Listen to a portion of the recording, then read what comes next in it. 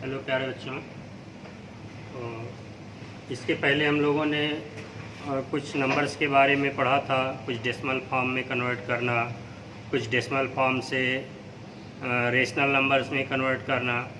आज हम पढ़ेंगे इरेशनल नंबर्स के बारे में। इरेशनल नंबर्स क्या होती हैं, कैसे हम पहचानेंगे कि दी गई नंबर्स इरेशनल हैं या फिर रेशनल हैं, इसके बारे में अध्ययन करेंगे।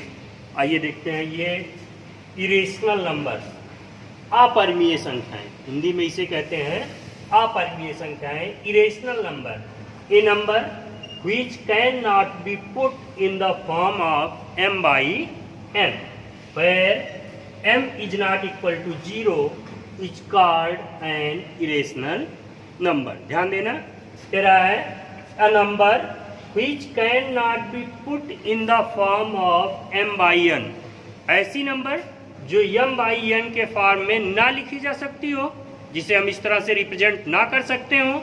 एंड वेयर m मीन्स हो गया नॉमरेटर, ठीक है, उसका नॉमरेटर जो है वो क्या हो, 0 ना हो, उस संख्या को हम क्या कहेंगे, इरेशनल नंबर।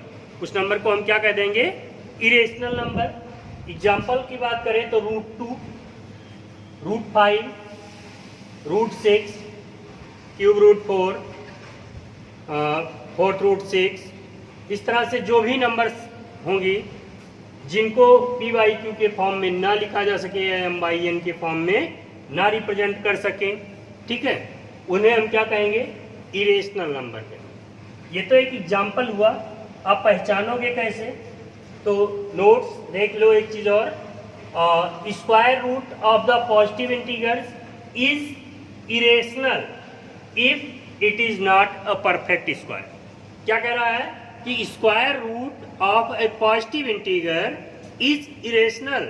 जो पॉजिटिव इंटीगर है वो नंबर, उसका स्क्वायर रूट इरेशनल होगा, लेकिन उसके सामने कंडीशन दी गई है, कब, when it is not a perfect square number, means वो परफेक्ट स्क्वायर नंबर ना हो। जैसे अभी हम यहाँ √5 लिख दे, √4 लिख देते तो √4 का स्क्वायर रूट निकल जाएगा। 4 एक परफेक्ट स्क्वायर नंबर है, 4 का स्क्वायर रूट हो जाता है 2, तो 2 निकल जाएगा और 2 एक रेशनल नंबर हो जाएगी। आप 9 की बात करोगे तो परफेक्ट स्क्वायर नंबर है, 16 परफेक्ट स्क्वायर नंबर है, 25 परफेक्ट स्क्वायर नंबर है। तो इस तरह से परफेक्ट स्क्वायर नंबर्स का रूट जो होगा वो क्या हो जाएगा, रेशनल नंबर हो जाएगा। तो देखो क्या कह रहा है, square root of a positive integer is irrational. Irrational होगा लेकिन कब, when it is not a perfect square number, जब वो परफेक्ट स्क्वायर नंबर ना हो। सेकेंड कंडीशन इसकी, square root of a positive integer which is a perfect square is a rational number.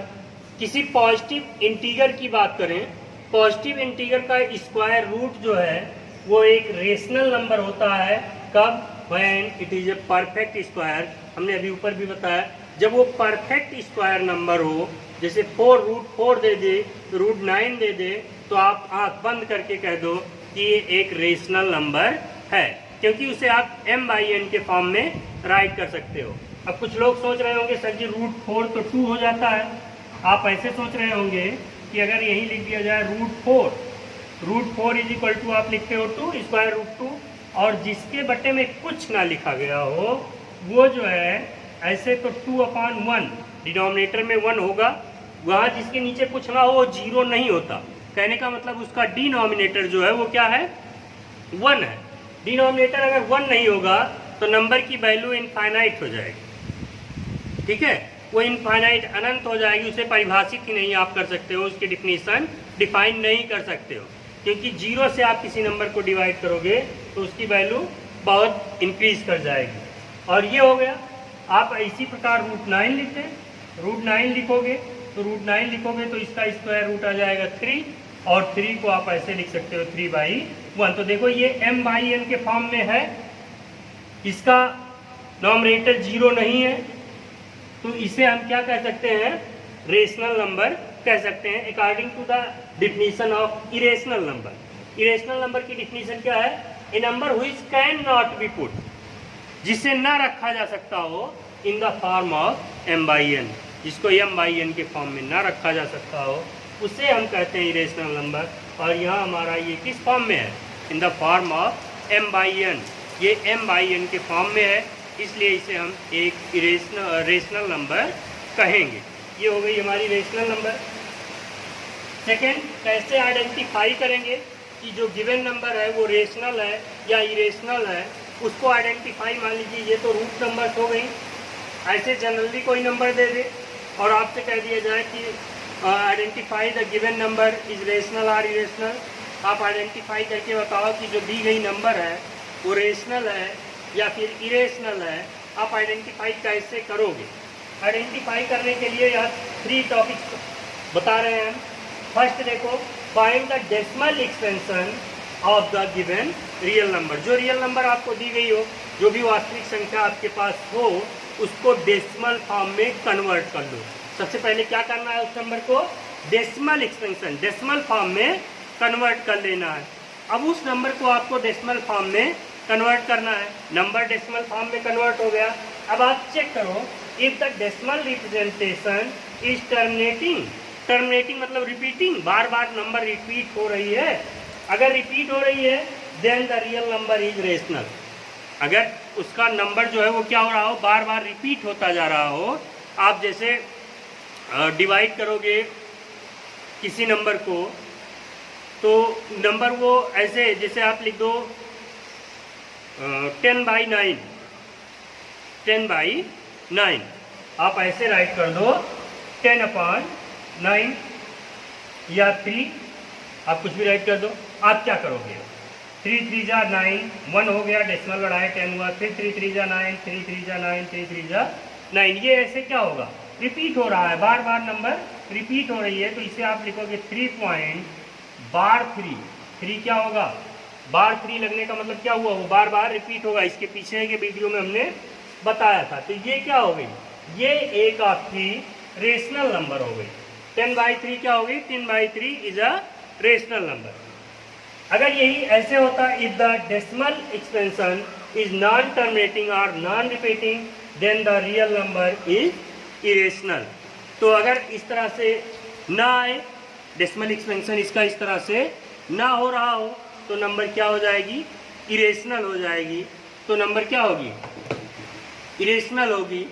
और ये हो गए नंबर। एक बार फिर से देख लो आप लोग, irrational number, a number which can not be put in the form of m/n where m is not equal to 0 is called irrational number. Example √2, √5 etcetera. Note यहाँ देख लो, square root of a positive integer is irrational. Square root जो है वो positive integer का irrational होता है। Condition है if it is not a perfect square number. जिस नंबर का स्क्वायर रूट निकाल रहे हो वो परफेक्ट स्क्वायर नंबर ना हो तो।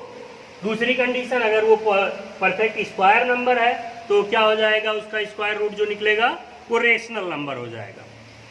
फिर आ जाए आइडेंटिफाई। हमने कहा सबसे पहले जो आपको रेशनल नंबर दी, जो रियल नंबर आपको दी गई हो, उस गिवन नंबर का आपको क्या करना है, और डेसिमल रिप्रेजेंटेशन मीन्स उसे डेसिमल फॉर्म में कन्वर्ट कर लेना है।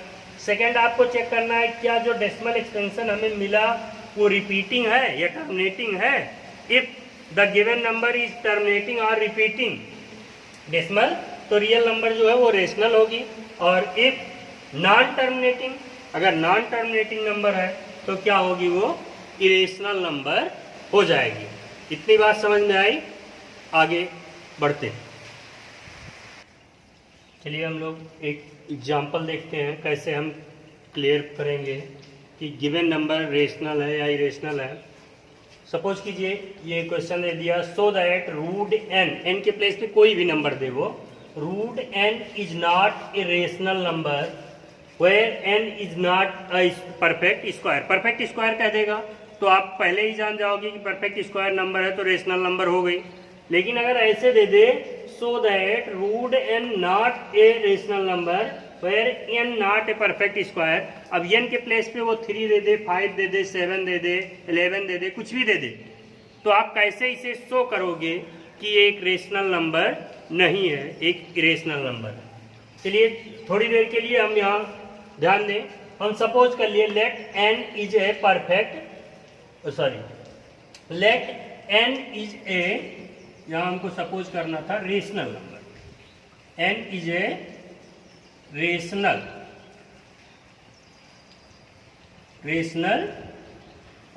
नंबर। हमने क्या सपोज कर लिया, root n is a rational number, root n rational number हो गई। और हमने अभी बताया था कि रेशनल नंबर क्या होती है, a number which is put in the form of p by q। तो एक नंबर जो p बाई q के फॉर्म में लिखी जा सके वो रेशनल होती है। हमने सपोज कर लिया कि ये रेशनल है, तो कहने का मतलब root n is equal to p by q भी होगा। इक्वेशन फर्स्ट डालो और दोनों साइड का क्या कर दो, square, squaring the both side. Square किए तो इधर का स्क्वायर रूट हट जाएगा, इधर क्या हो जाएगा p square upon q square. ये क्या हो गया, p square upon q square हो गया।